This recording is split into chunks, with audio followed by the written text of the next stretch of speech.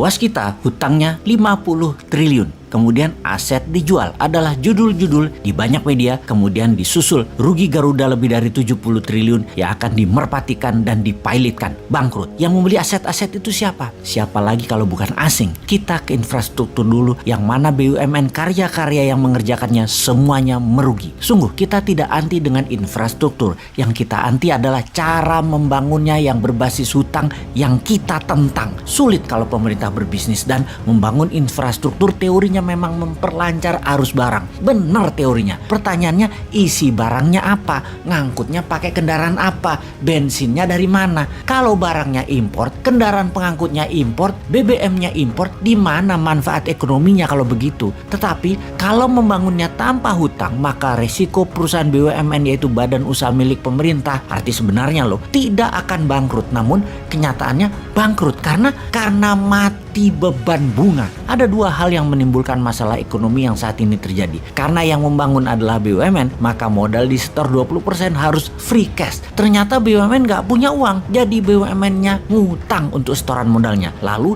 yang 80% sisanya cari pinjaman bank. Katakan bank BUMN juga. Maka proyek itu di markup agar 20% setoran yang pinjam tadi bisa dibayar, alias proyek itu sesungguhnya 100% adalah pakai pinjaman bunga bank. Karena memakai uang BUMN, maka sejak 5 tahun yang lalu bank-bank tidak memberikan kredit ke swasta, tetapi mementingkan proyek mercusuar infrastruktur gagah-gagahan agar terlihat mentereng, walau yang memakainya untuk konsumtif yang menghabiskan bahan bakar minyak yang impor. Bank-bank dipaksa membiayai proyek pemerintah tersebut sehingga sektor swasta terutama menengah bawah uangnya seret. Duit dikit beredar, hanya 44% dari PDB nasional. Niat memperkecil uang beredar itu kita paham, yaitu untuk merendahkan inflasi, di mana uang beredar dengan produksi harus seimbang. Karena produksinya nggak ada, maka uang beredar dikecilin. Strategi ini biasa disebut dengan nama quantitative tightening atau tight money policy. Kebijakan ini umum atau biasanya dilakukan oleh pejabat pemerintah yang anti swasta dan anti dunia bisnis. Tidak heran, selama 7 tahun menjabat, pertumbuhan GDP hanya naik 20% dalam 7 tahun, di mana inflasi ditahan di 3% per tahunnya, alias dalam 7 tahun inflasinya 21%. Kalau dibandingkan dengan pertumbuhan GDP dengan inflasi, maka dalam 7 tahun nilainya minus 1%. Kan geblek sebenarnya bernegaranya. Namun